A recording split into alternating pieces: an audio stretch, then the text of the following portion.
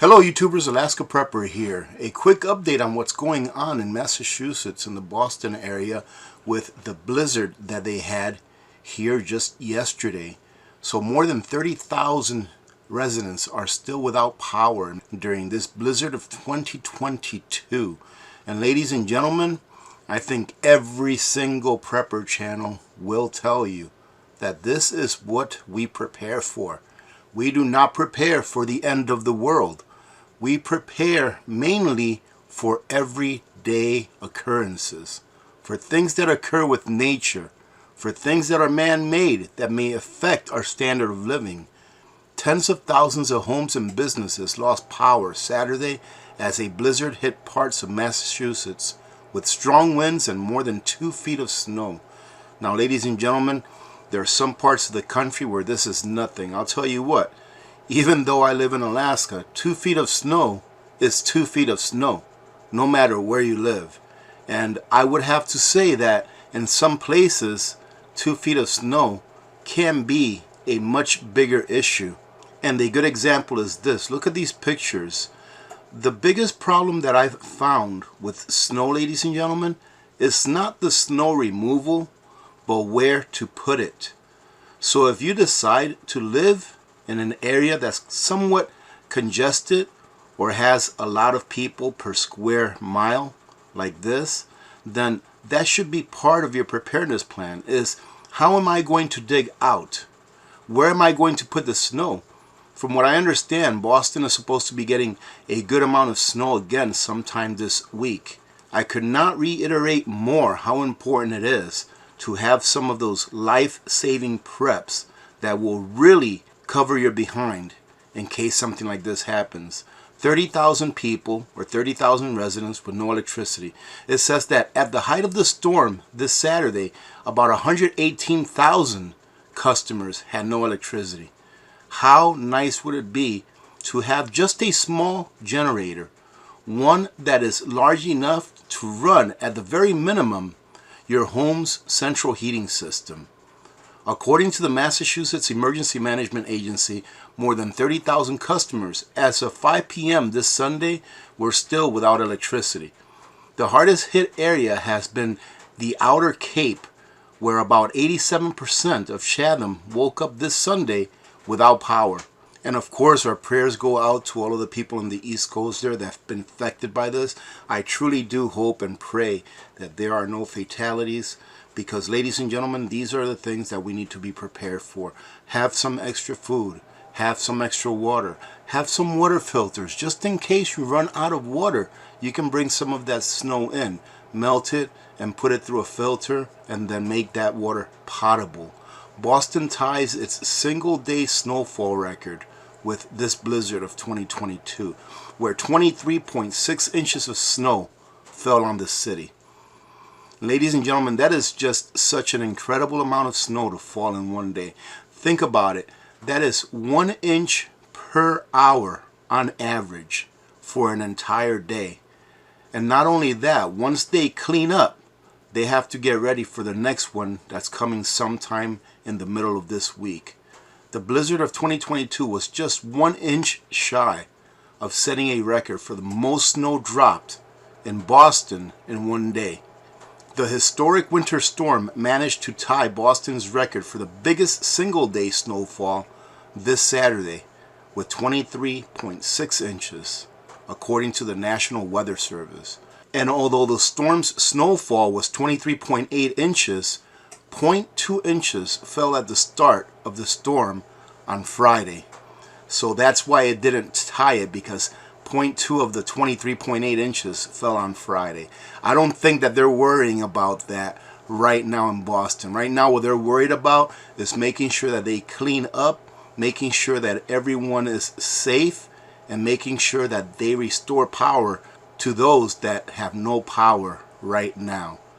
Ladies and gentlemen, we are so reliant on the electrical grid that if I were to say, what is the one backup I would have for the infrastructure of my home, no matter what is the one backup I would have? I would say, is something to maintain your electrical power.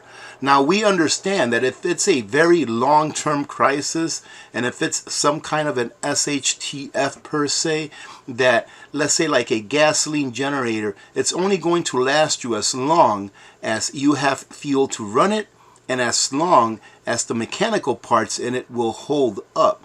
However, like I said, ladies and gentlemen, I try to reach people that don't believe in preparedness like they see on the mainstream media. I'm not trying to make a doomsday prepper out of you. I'm just trying to get you to be prepared for things like this. That way you can avoid that extra stress. That way you can put forth your energy on the things that matter. For example, in this case, snow removal. If you already have a generator for your home and you know that your home's pipes are not going to freeze, then you can take all of that energy that you would have consumed or expended in trying to keep your home warm, you can take that energy and divert it to something else. The last time that Boston saw 23.6 inches of snow in a single day was back in February 17th of 2003. So that's almost 20 years ago.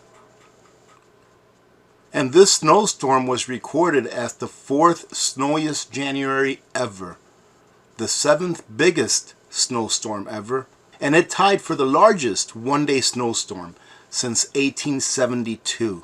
I have a feeling that this is going to be an occurrence that we have on an annual basis, not only in the part of the East Coast where this happened yesterday, but also in other parts of the world that are experiencing the same thing. And ladies and gentlemen, this is what their shelves looked like before the storm. This was about 2 weeks before the storm. Imagine what it's going to look like now and how long it's going to take for them to be able to restock now with all of the problems that we are already having with stocking up the shelves in supermarkets. Now they're going to have to deal with the snow and all of the other problems that come with it, along with the problems that we were already having. Does it not make sense that you get prepped? These winter storms are unfortunately going to add delays to an already strained supply chain, and shoppers will see out of stocks in stores for certain grocery products. With stores already struggling to keep inventory on the shelves for customers due to the supply chain crisis and the absence of sick and striking workers, this weekend storm will only make things worse. And that is what we are trying to help you to avoid. Obviously, this message is going out to those of you that may have come across this video who have never considered being prepared for times such as this. It doesn't take much, ladies and gentlemen. Please learn from the past. Take a look at what happened in Texas around this time last year, where they had a deep freeze that was unexpected, and many people perished just because they lacked a simple generator to keep the heat in their house going. And of course, ladies and gentlemen, if you don't want to listen to all of the warnings about how you should have a generator, how you should have a water filter, how you should have something that's going to keep you warm, how you should have some extra food, just from the standpoint of being prepared, then think about it this way. Food prices are only going up. Supermarket prices rose 6% just in November of last year, and then 7% in December. Meat, poultry, fish, and eggs were up 12.8%. If for anything, do it to save a little bit of money. Trust me, your family will thank you. Having said that, again, prayers go out to everyone that's been affected by this storm. I truly hope and pray that there are no fatalities. I truly do hope and pray that there are none, because there's no reason why there should be fatalities in this kind of a situation.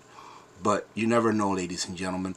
A lot of times human beings have to get a pretty hard slap before they wake up to the fact that they do need to be prepared. And the days that we're heading into, the months and years that we're heading into, ladies and gentlemen, it's more important today, in my opinion, than ever for you to be as prepped as you possibly can. Having said that, I hope that you all have a good day, and I hope that you got something out of this. Remember to be good to each other. When good people do good things happen. Remember to reach one, teach one, and repeat. If we all did this, the world would be a better place, and you know that it will be a better place. Many blessings to every one of you and your families. I'm Alaska Prepper. I'm out.